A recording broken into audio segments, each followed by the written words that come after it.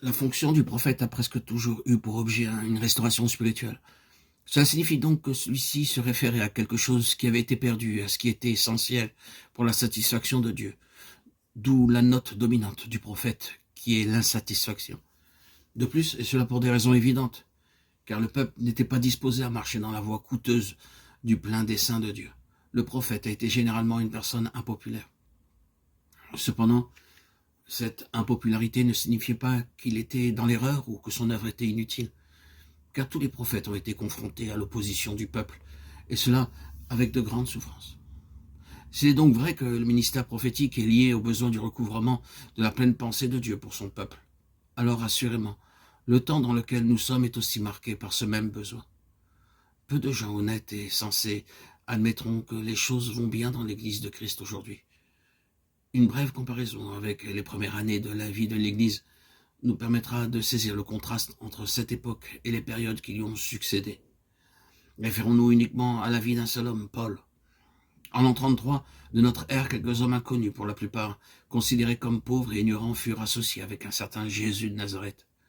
Cette simple association revêtait un caractère péjoratif pour tous ceux qui avaient quelques influences ou une certaine réputation.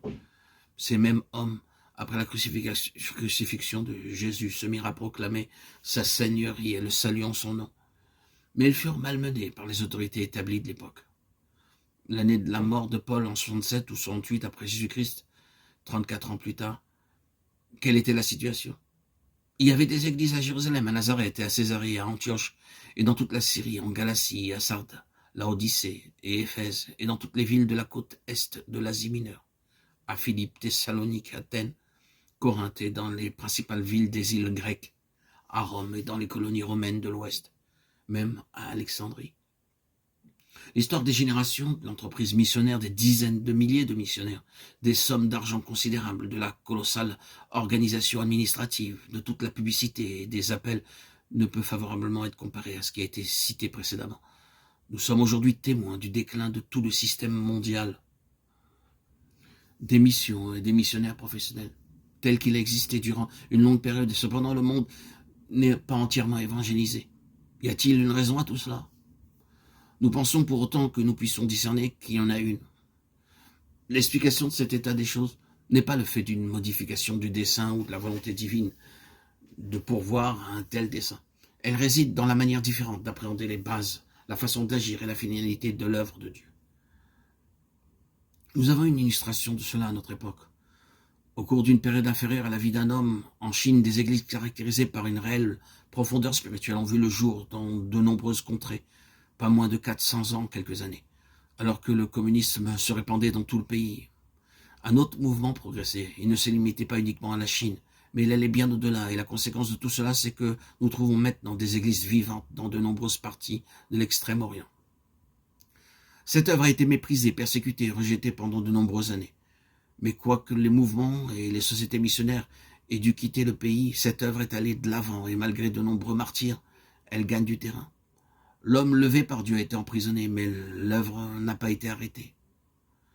La même chose est survenue aux Indes, et seulement en quelques années de la vie d'un homme saisi par Dieu, des églises, selon le modèle du Nouveau Testament, ont été levées dans tout le pays, et bien au-delà.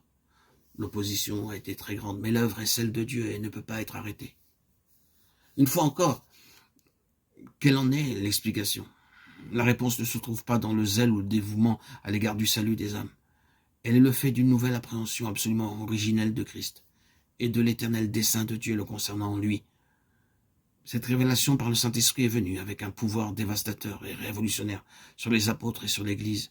Et au lieu d'être une tradition transmise par les pères, un système stéréotypé dans lequel il leur suffisait d'entrer, ce fut pour chacun d'entre eux comme si cela procédait des cieux d'une manière toute nouvelle.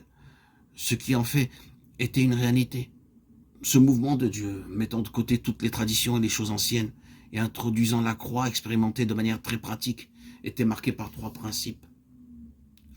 Universalité incluant le rejet de toute ségrégation, exclusivisme et partialité.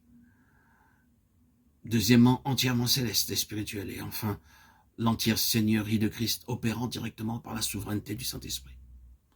Tout cela se trouvait inclus dans le conseil éternel de Dieu, dès sa conception même et dans sa mise en œuvre, concernant Christ et l'Église, qui est son corps.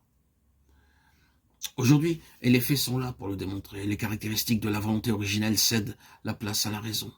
On se réfugie derrière la tradition, un système ecclésial établi, institutionnalisé, mercantile, organisé, au lieu d'une prise de conscience vierge et originelle de la pleine pensée de Dieu concernant son Fils. L'essence même du ministère prophétique consiste donc à introduire la pleine pensée du dessein de Dieu, et il en sera toujours ainsi. Il se peut aujourd'hui qu'on ne parle plus de cette catégorie de gens en les appelant prophètes, mais cette fonction peut encore être opérante, car c'est la fonction qui est importante, et non pas le titre.